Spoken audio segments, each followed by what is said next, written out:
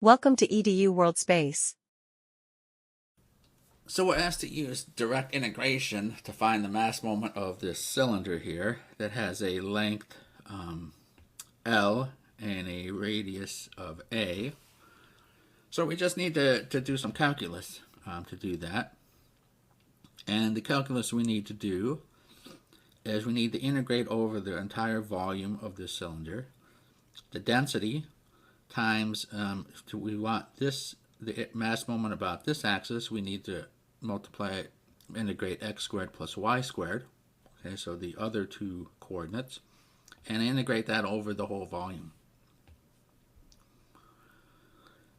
It's easier, obviously, to use cylindrical coordinates, and so we can say that y is r cosine theta, or sine theta, it wouldn't matter, just depending on where we measure theta from, but since we're going to integrate the whole entire way around, it doesn't matter.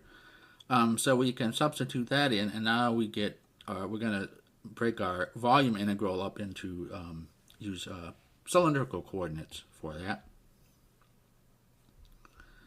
So we can, again, now break our volume integral up into three integrals.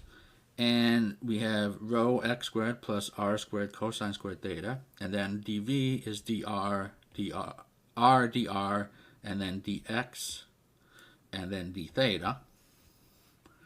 So we can crank through all of that calculus.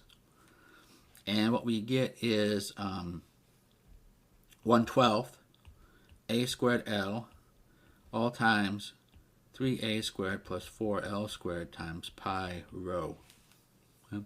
So again, we just crank through the integration here. It's straightforward, but it's tedious.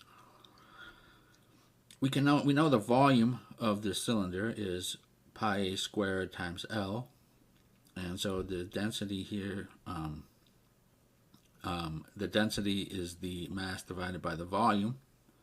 And so we can substitute that into here, and in terms of the mass, then we get m over 12 times 3a squared plus 4l squared is the area moment, or the mass moment, about that axis.